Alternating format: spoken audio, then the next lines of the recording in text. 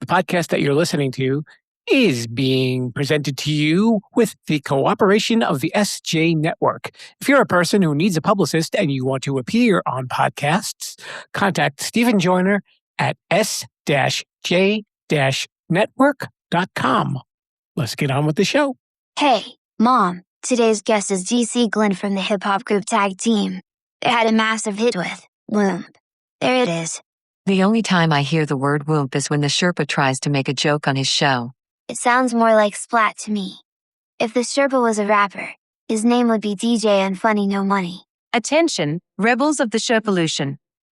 Today's podcast is brought to you by Audible. We would like to give you a free audiobook download and 30-day free trial simply by heading to www.audibletrial.com/Sherpa. There are over 180,000 titles of audiobooks and podcasts, including this one, to choose from for your iPhone, Android, Kindle, or MP3 player. And now, the one and only Mr. Bruce will lead you into the Sherpa Chalet. As a reminder, any complaints about the jokes performed on the show will likely be funnier than the actual jokes. Coming to you from Sherpa Chalet in beautiful downtown Mount Podcastia, it's time for entertainment interviews in the Sherpa screening room. Grab an aisle seat and a bucket of popcorn, but don't crunch too loud or you'll miss the show. Now, here's your host, Jim, the podcast Sherpa.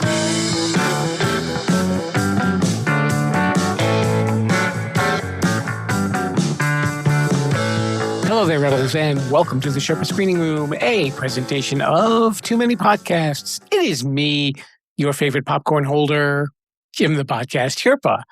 And welcome to the show if this is your first time. And the Sherpa Screening Room is a little side thing that we do, which is part of the show, where we get to interview all sorts of performers. And we've spoken to musicians, directors, actors, and so on. You'll notice when it comes to musicians that I've spoken to musicians from all sorts of different genres like rock, swing, jazz, classical, opera. And this week, it's a little something special. It is hip hop. Last week, I had actually stated that this wasn't the interview that I was expecting. Now, I didn't mean that as something negative. I meant it as something positive. Let's talk about this first. Okay. This week's guest was born Cecil Glenn, and he's known now as DC Glenn, but you may know him as DC the Brain Supreme, who's one half of the hip-hop group Tag Team. You know, they've got the hit Whoomp, there it is. That's right. That's the guy who's on this show this week. And you may have seen him recently on the Geico commercial with Scoop, there it is, and we're scooping out ice cream and throwing sprinkles all over the place. And we got to talk about all that sort of stuff. Now, normally when I have musicians on, I like to talk a lot about the music, but this interview actually changed things a little bit from what DC wanted to speak about. And it was really interesting for me. It gave me more of the interview that I didn't expect because he was answering questions that I wasn't thinking to ask. So made it really interesting. In our conversation, I wondered, what happens after you have that big hit? The big question becomes, well, what do you do next? He was able to answer that very philosophically and also in a very motivating manner, too. It was really words to live by. I was really fascinated by what he had to say. So it made that interview really interesting. So I was glad to hear what's going on in that DC brain of his. And now I understand why he's called DC the Brain Supreme. So I won't keep you waiting any longer. And let's have a listen to my conversation with DC Glenn of Tag Team. And it's right here. Hello there, Rebels. We are in the hip-hop room of the Sherpa Chalet in this edition of the Sherpa Screening Room. And boy, do I have a guest for you guys today. He is one half of the hip-hop duo Tag Team. He is an actor and a voice actor. And maybe you've seen him a little lately on television doing a little commercial called Scoop, there it is. But we know the big hit from 1993 from Tag Team called Whoomp, there it is. Here is my guest, DC Glenn, otherwise known as DC, the Brain Supreme. Welcome to the show, DC. Yeah, good to be here. Good to be here. That is one of the coolest rap names. Now, thinking you've got probably one of the best, probably most iconic intros to a hip hop song. So my intro is like You can just say, go, party people, and like everybody's on their feet. See, I can't do that. People will just leave the room, I think. How did you end up with DC the Brain Supreme? Gentleman named Roy Lee Davis. He was older than us when we were hanging out one day. And he just noticed that I always figure stuff out, right? And he's like, you know what, man? I'm going to start calling you the Brain Supreme. Yeah, the Brain Supreme. I was like, he's tripping, right? But then it stuck, and everybody started calling me that. And it just ended up being DC the Brain Supreme because I had moved to California. Well, I went to college in California. And as soon as I got to California, people asked me what my name is. And they were like, Cecil. And they're like, where are you from? Like, Denver, Colorado. It's like, there are black people in Denver, Colorado? I was like, of course there are. And they're like, we're going to call you DC. And it just stuck. So DC, the Brain Supreme, that's what it ended up being. I like that. See, I need a cool rap name like that. I don't know what would you call me? I have no idea. Actually, hey, I mean, the name of your podcast is kind of cool. So that might work. I don't know, man. I'm so far removed from that game. It's just, that's when I was a young man. I'm older now, and I still have love for the game, but I'm just not into all of that anymore, even though I am. You know what I mean? It's like I'm into it the way that is comfortable for me, right? And not knocking at anything anybody else does. I always listen to it and analyze it and break it down, but I know what's right for me if I ever started to make music again or wanted to make music again. So I kind of roll it like that. There's always going to be an attachment to it, in other words. Mm-hmm. So you grew up in Denver, Colorado, as you said. And was that where you met Steve Rowland? Yeah, we met in high school. And he had a band. And they used to play in the quad during lunchtime sometimes. And I was like, I got to be in that band. And I also wanted to be in the choir, ended up being in the choir. Then I saw my first, at our first party in high school, I saw DJs use 2 turntables and a mixer. And I was like, I got to be a DJ.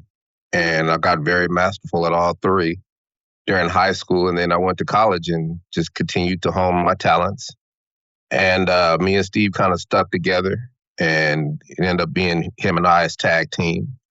We had been making songs, but we started making songs because I got a 4-track, Tascam 4-track. That's like the equivalent of being able to get Pro Tools back then, right?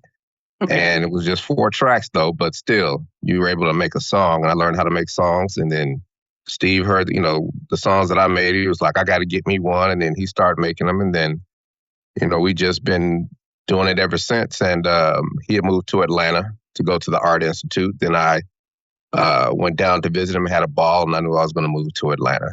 And went down and, had a job at CNN, but I went down and ended up working at a club called Magic City as a DJ because I was a better DJ than I thought I was. And I DJ'd, and I'm a young man in one of the hottest clubs in Atlanta, and I get to play my own records in the club. So I was happy as a young man. Working in that club was a little bit of the inspiration behind Whoomp, There It Is, wasn't it?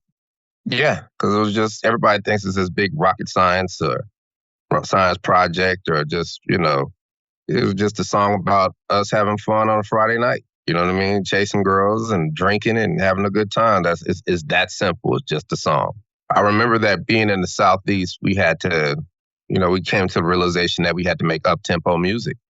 So we kind of went back to the essence of hip hop, which is planet rock. And we put together, Steve put together a good beat. And I had some songs that I was working on, and we just went and recorded it.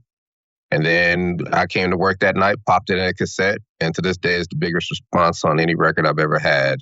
And I've been DJing for 30 years, right? So I knew I kind of had something, and my hubris, led me to believe that any record I did would be big. So I kind of shelved Whoomp There It Is for a minute, but then it came back, and then it started really getting recognized, and all the major labels were talking to us, but they were giving us the runaround. And then I almost gave up. And then I was told to call a guy named Al Bell. Gave him a call. I was like, Mr. Bell, we got a hit record. You must sign us.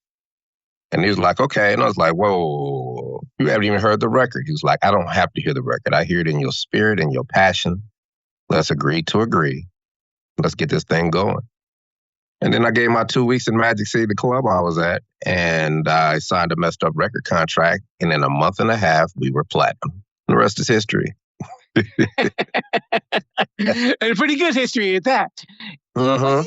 What I find interesting about that song is that it's equally suitable in a club as it is in like somebody's truck with big speakers. It's got that real thunder to it behind the beat and everything like that. And I know that was like a style of hip hop in the 90s, right? It was called Southern bass. We were one of the first bass groups because it was just all New York and LA, right? And that's where hip hop was confined to. That's why the majors didn't know what to do with Whoomp There It Is, because it was an up-tempo record. But if you go back to the beginning of hip hop, you got Kraftwerk, you got Planet Rock, you got All Enough Fish, all those up-tempo records. And we kind of just fit in that mold of those style of records. And it just worked. And it blew up across the country real fast. And we never looked back. Yeah, and it was the number one song on the Billboard's R&B charts and in the single sales charts as well. Mm-hmm. The track behind it was a sample of a song called "I'm Ready." By Kano. And that was like an 80s, kind of like an 80s disco song. Yeah, 80s cult classic. Yeah. What kind of music were you listening to when you were DJing? Didn't matter. I was listening to everything because I'm a good DJ, right? It's more about being exposed to pretty much every style of music so you can have more to play for your audience. And if you have the newest and the freshest music to play for your audience, then your audience trusts you. And then you can always bring in new and innovative things. And that's what I did because I ordered my records from New York, LA, all over the place. And back then, to have the newest vinyl before anybody else did was a treat for everybody. So I always took pride in being able to get the records to the people first, and they trusted me. So I always had the hottest club. When you're known for like that one big hit, does it kind of become like a blessing and a curse in a while? Or did you just figure, well, you know what? Here's the way we're going to ride with it, and wherever we go with it, we go with it. I never looked at it like that. I looked at it like we got a hit record. You know how hard it is to have a hit record? I care less. I accomplished my goal. You know what I mean? I wanted to be in history books, and I'm in history books now. You know what I'm saying? So for me, it never really got to me that people, thought that. You just come to the realization that you have such a big hit record that there's nothing you could do that's going to come behind it, right?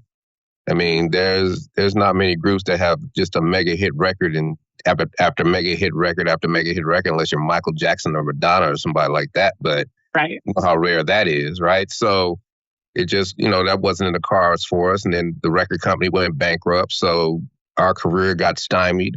It turned into something totally different, but I still, I didn't look at the glass half empty. I kept looking at the glass half full. And I remember I was sitting in a movie theater and I'm watching Will Ferrell dance in the mailroom to Whoomp There It Is in the Christmas movie Elf. So that's when I realized that we got a forever hit record and it's up to me to generate the money, right? If I got a hit record, I'm not going to wait for somebody to give me the money. I'm going to go get it.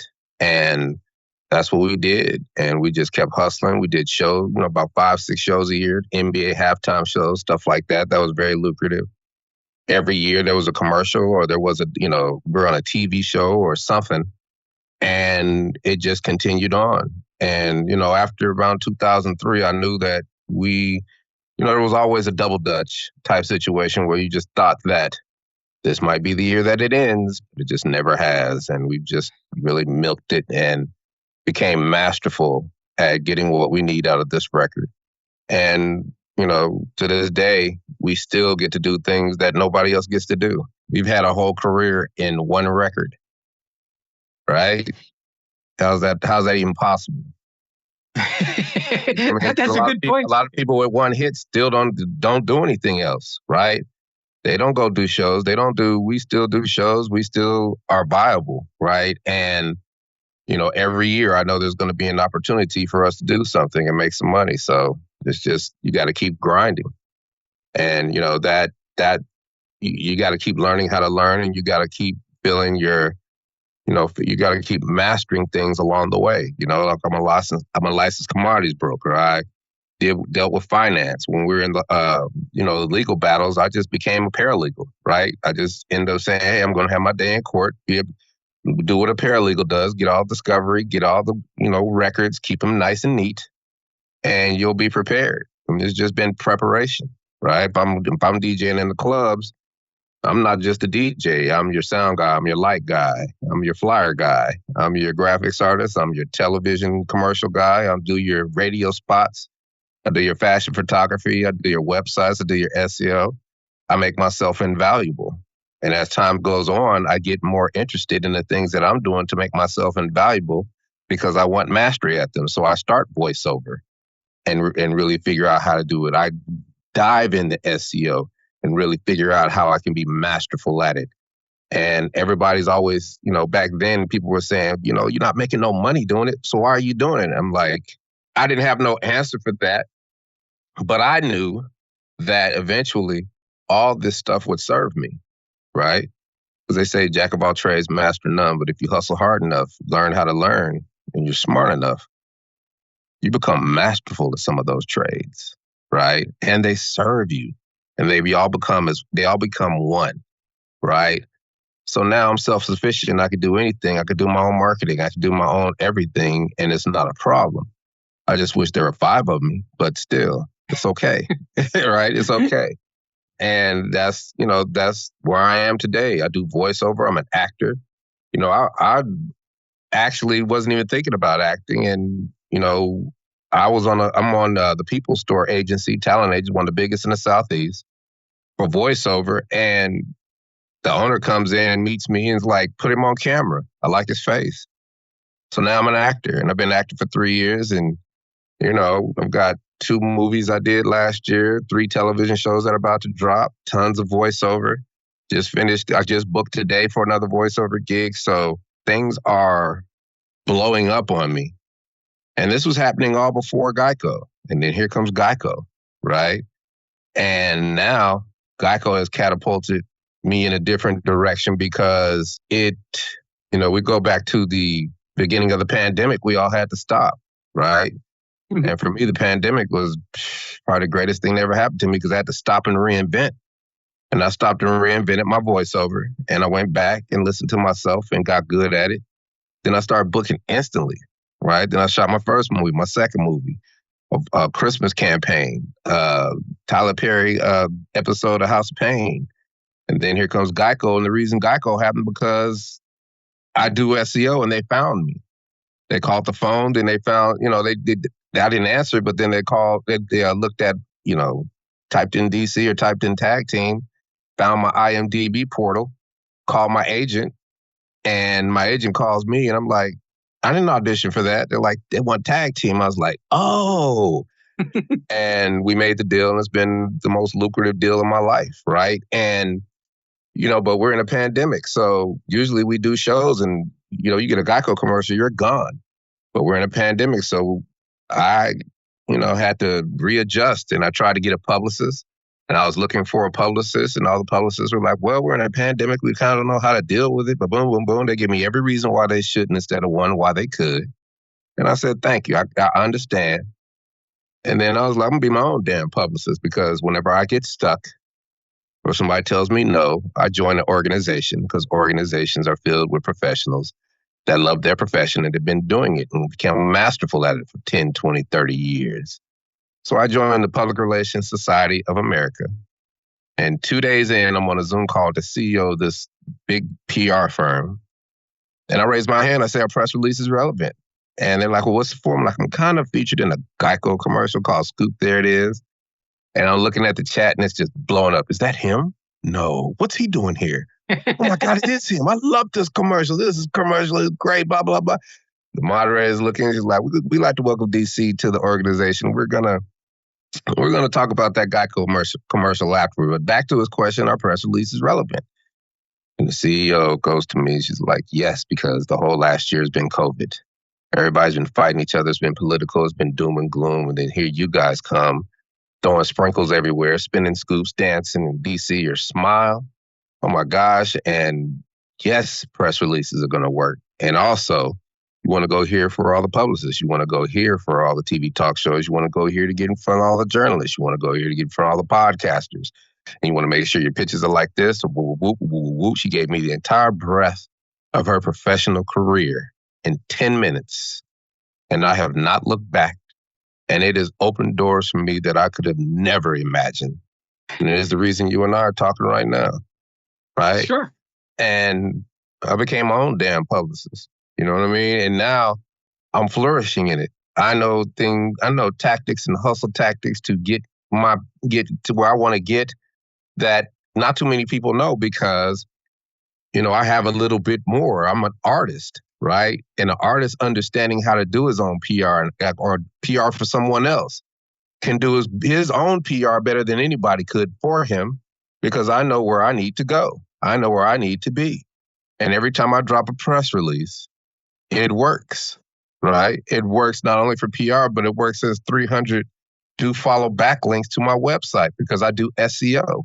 It serves 4 or 5 different purposes. It blows up my social media because I get the package where it does that. And then that's the collateral. I call it the collateral sprinkles. Those are unintended consequences of just actually studying and getting the biggest package, trying to figure out, does it work or not?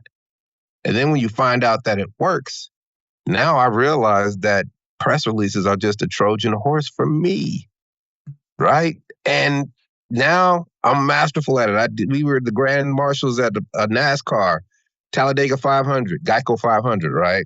We did the Gentlemen Start Your Engines. I did a press release for that.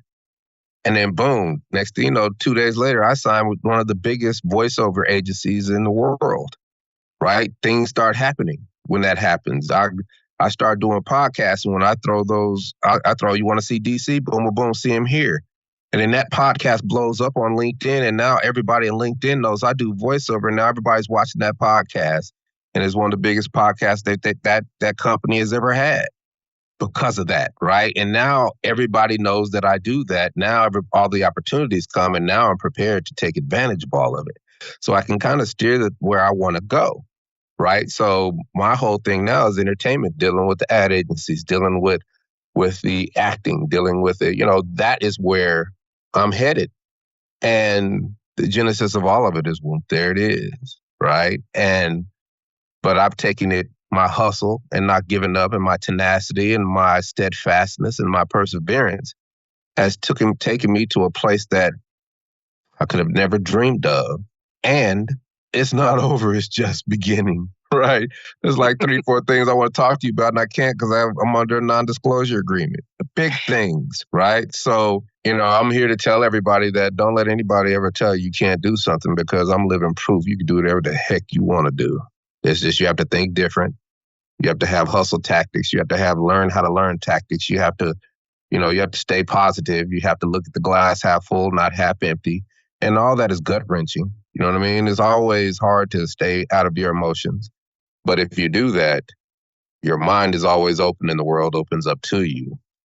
And then everything is custom according to what you want to do, right? And, some people say, man, DC, but you got Whoomp, there it is. It's like, man, people in the acting world and voiceover world don't even know I do Whoomp, there it is. Everything I got is on the strength of my hustle, right? Now, both of those worlds are merging together, because the acting world doesn't know I do Whoomp, and the Whoomp world doesn't know I act and do voiceover.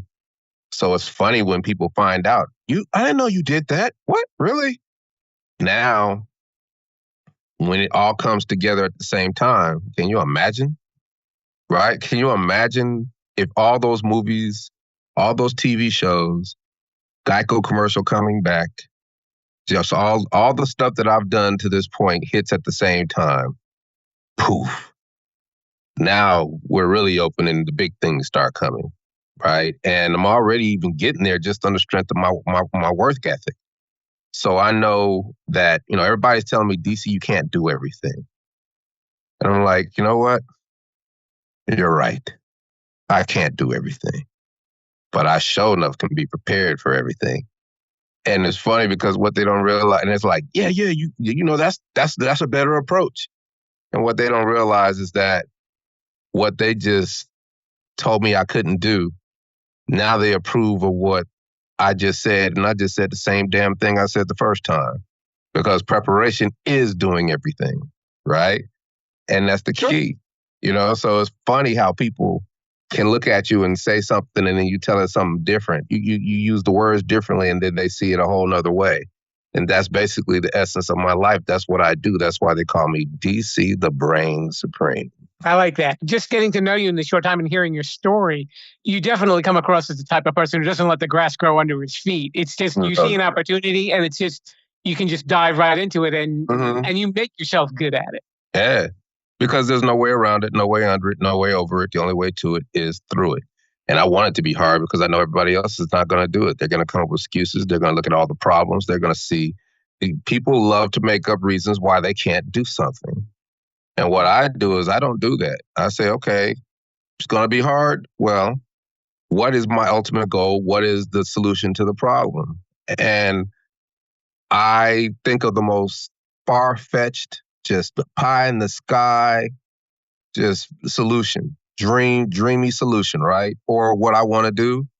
And then you work your way back to practicality. And what that does is you're halfway there. And now you've made a business plan in reverse because you know the steps you need to take from a practical perspective to achieve your dreams. Most people just dream, be like, I want to be this, but they don't know how to get there. But when you see it and you work your way back, right, you show yourself that it can be done. And then there's nothing that can stop you but your will, because sometimes it's going to take longer than you thought.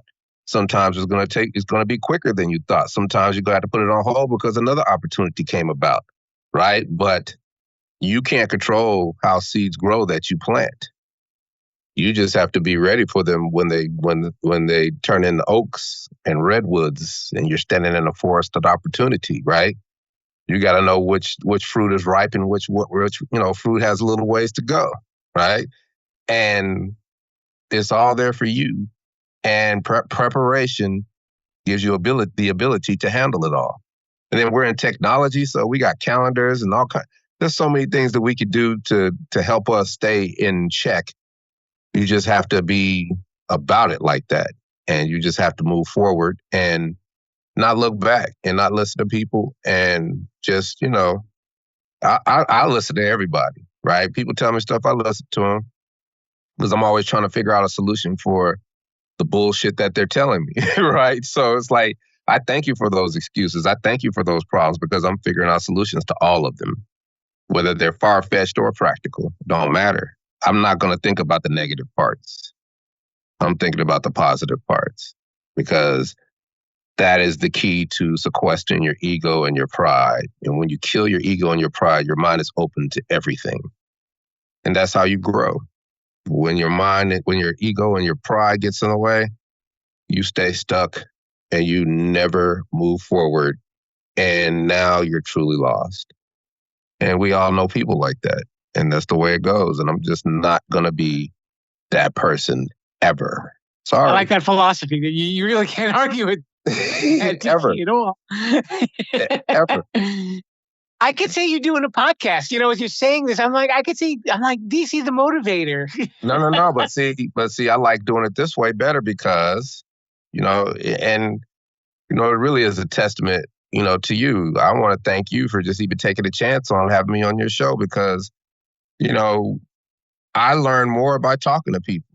I learn more by running my mouth. I learn more by, this is practice. I'm killing 14 birds with one stone. I'm practicing articulation. I'm practicing storytelling. I'm practicing if I can tell my story in 15, 20 different ways.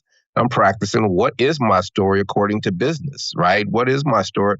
Like I come across different scenarios. Like today, I was talking to a podcast person who gets people booked on big podcasts. And I'm like, let me see what they're talking about. And she was like, we only do 3 things. We do business, we do spiritual, and we do health. And she was like, your entertainment, you really don't fit in those lanes. And I'm like, that's true. And I get it, right? And she's right? So I'm thinking, and it was actually good for me to think, okay, so how would I fit in either one of those lanes, right? But I know all you got to do is just throw me on a podcast, and I guarantee you that people are going to be happy that they talk to me, period, right? Because I know it's strategic. I know it's about this. They're looking for masters. They're looking for people who've been making millions of dollars a year. But I often wonder why people love to listen to me. And my voiceover coach told me that because you have lived it. You're not telling people things from a book or something you're trying to sell. You're telling people the things that you've done and what you're doing. And then they look up a month later and they see the thing that you had just an infant of an idea and you done made it come to fruition. And now you're rocking it. That's what inspires people, that they actually get to see how the sausage is made in your mind through the podcast, right? So I know there's no doubt that I can go on any podcast with anybody because I do millionaires, I do all kind of people. And I did 4 mental health doctors and left them all with their mouths open because you're hearing the same things we all need to hear, but just in a different way. And the main thing people say to me when we finish, never thought of it that way, right? You know what I'm saying? Sure. Because everybody's so used to just doing things that, if somebody says something and, they keep creating those same narratives, people kind of fall for it or believe in it. And it has to be custom, right? For me, everything is custom. That's what the pandemic did for us as well. I'm not leaving this earth regretting something I did not do that I wanted to do. That's what life is about. And then it's easier now to learn it than ever because everybody's waiting for it to come back when there's a whole new frontier out there of everything you want to do. Think about it. It's easier to learn anything now than it was. That's why I tell people to join organizations. If there's something you want to do, join an organization or just call them and talk to them make them pitch you because this is what I do. I do this a lot. I'll call an organization. I'll say, why should I pay the dues for your organization? What can you do for me? Like, I don't get it. Explain this to me. And they'll just start pitching. And they're pitching and they're pitching. I was like, well, I still don't get why I should join your organization, but in a nicer way, right? And sure. What they don't realize is while they're pitching me, they're teaching me, right? And you don't even got to pay the dues, but I pay the dues anyway because I like the resources. You get in and now you get all the resources and you call all the resources and then you can run through them. And in 2 weeks, you can know what that whole profession is about. You can know the hierarchy of how things go, who the people are from the top to the bottom, and then you can infiltrate it your way, right? You don't have to go the traditional route. You know how it works. Infiltrate it and slide in your way. Like yesterday, I was doing one for interns, right? I found an organization that deals with interns, and I figured out how to have an intern program for my company because I need a little help, right? But I would rather do it with young kids that are good internet savvy. But see, they think just because they're young, they're internet savvy, when that's not true because they're looking at likes and I'm looking at engagement, right? So I can teach them some things. They can teach me some things.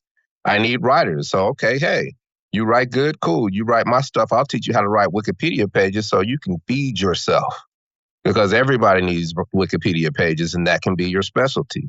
Everybody needs website curation. That could be your specialty because if you can write, you can make money because I know I've been needing writers for 10, 15 years.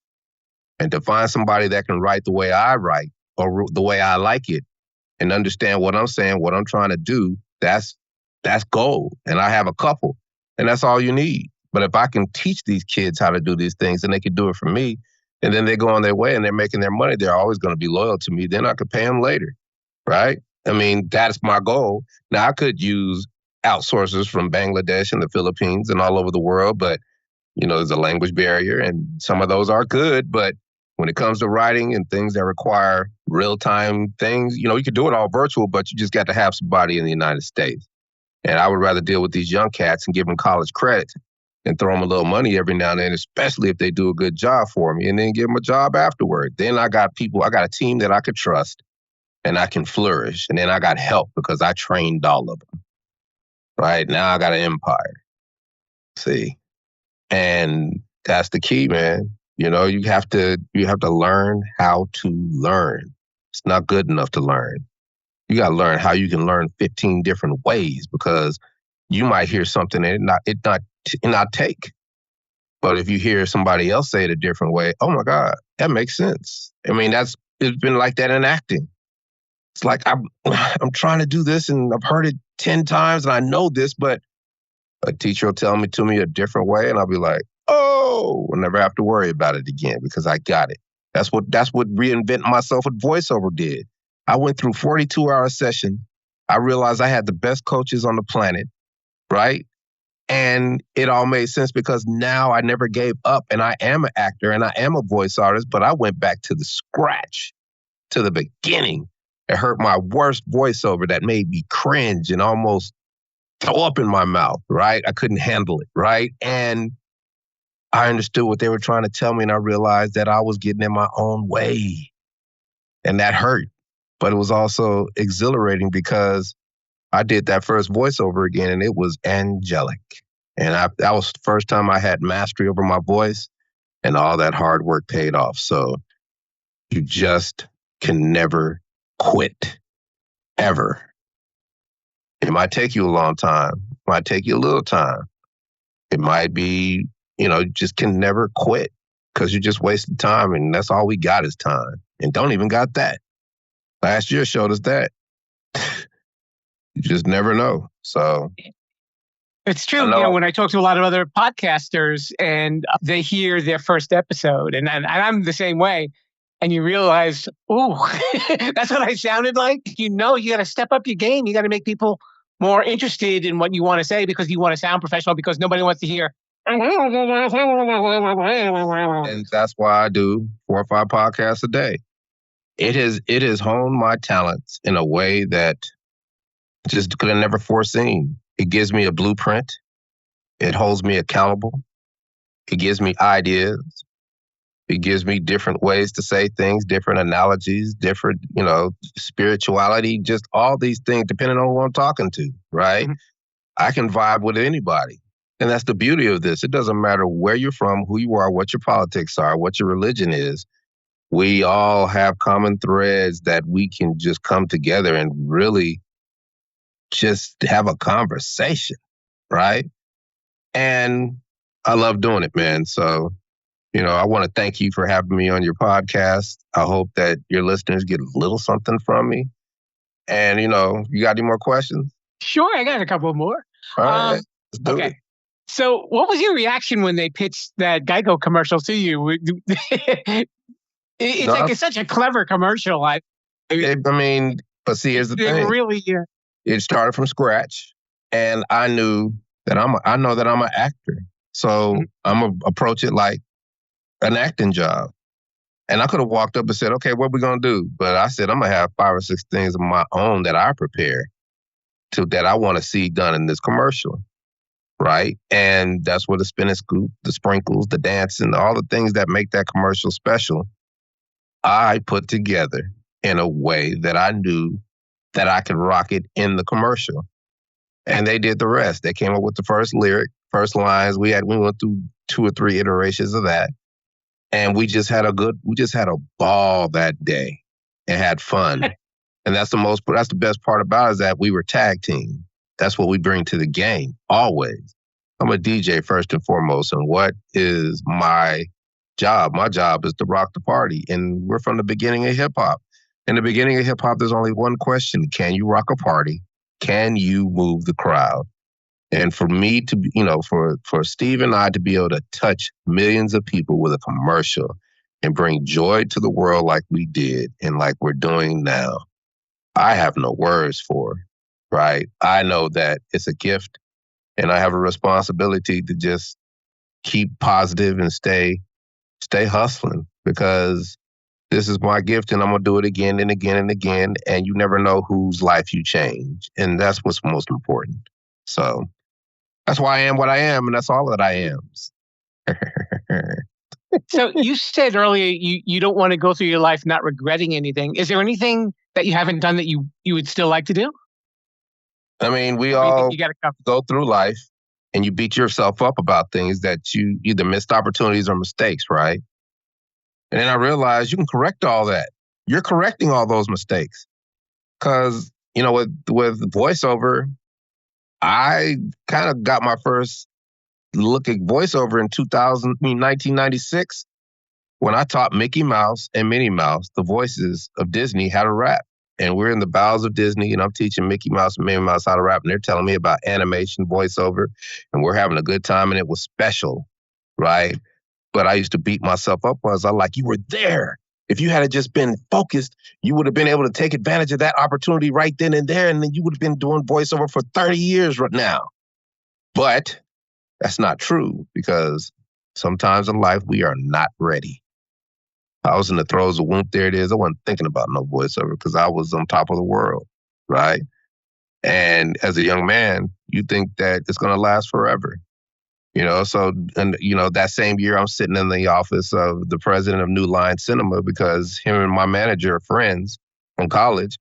And he's like, yeah, we want to cast you for this new movie we're working on. We got the leads that, it's between Wesley Snipes and LL Cool J.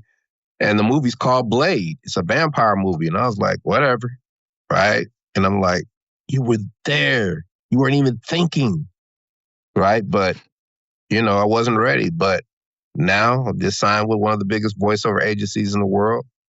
And I'm acting. I've got 2 movies, 3 television shows, and much, much more in the works under my belt, right? So all those things were corrected. And all the things that I want to do music again. So I got tutors, right? I trained today. That's why I trained at 2:00 every Tuesday with the engineer that made the software, right? That made the DAW.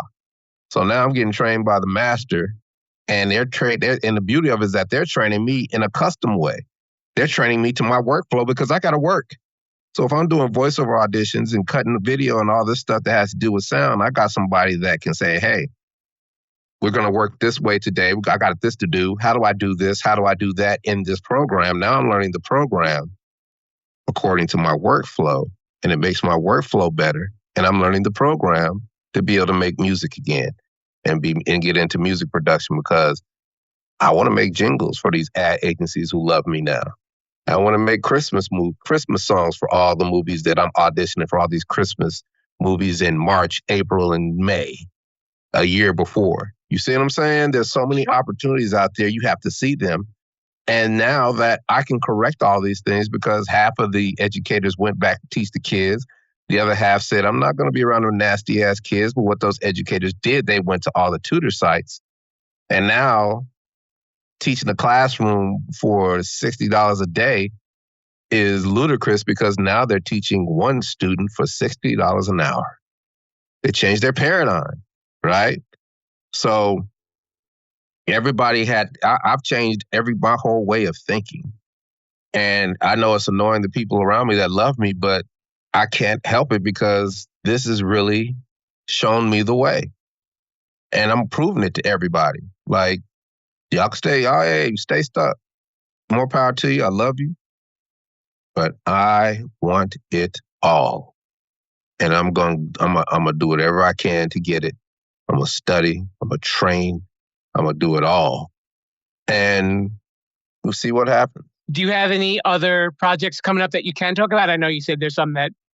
Not really. Non-disclosure stuff. Yeah. Not just, whatever's happening. Like tomorrow morning, we're on WWE, kind of started a partnership with World Wrestling Entertainment, right?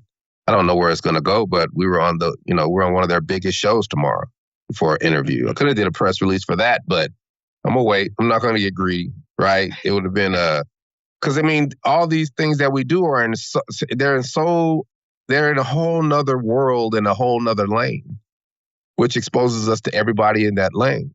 So if we come across and we do it right, then we got everybody who loves wrestling loving us because we're tag team. You see what I'm saying? Sure. So that just bodes well for everything that we're trying to do in life. And then you got allies. You got people that can help you get to where you want to be. And that's what it's all about, man. I think differently. I just do. And, like you said, what do you got coming up? I was like, I have no idea. I just roll. I roll. This is what I do. Whatever hits me in the head in the morning, I get up at 4 a.m. and I grind all day. I got auditions tomorrow morning and I'm going to knock them out. And then I got a whole bunch of other stuff that's going to hit me in the head throughout the day because opportunities are coming and I'm just sitting here ready for them. So That's where I'm at. So his name is DC Glenn, otherwise known as DC, the Brain Supreme Tag Team. That's the name. Thank you so much for coming on the show. Before we go, sprinkle! Yeah! Thank you for having me. Let's get back to the Sherpa. Sorry about that. A special thanks to DC Glenn for coming on down and spending a little time in the Sherpa screening room. And thank you to you for spending time and listening. Don't forget you can hear this show at my website, Sherpalution.com, or subscribe to the show on any of your favorite podcast apps that are out there, whether on your phone or on your tablet or any place else you might find them, even on your computer as well. Next week, we return to Too Many Podcasts, and we're going to do a double interview. Double interview? Is that double time for you, Sherpa? I'm not getting paid anything for this stuff. And we'll be talking to the guys from Quibble, Squabble, and Bicker, and another guy named Squids is killing it. Yep. Can't these guys have normal names for their podcasts? Like Jim the Podcast Sherpa? Well, okay. Okay, so if we're going to get on out of here and we're going to use rap names, okay, we'll say Mr. B and me, Italian Ice, saying, yo, word to your mother. I don't know why they say that, but what the heck? I'd rather say Viva la Sherpalution. See you guys next week. Thanks for listening to the Sherpa Screening Room. Don't forget to subscribe, rate, review, and share this podcast. I'm Mr. Bruce, and this has been a Sherpalu Studios production. Viva la Sherpalution!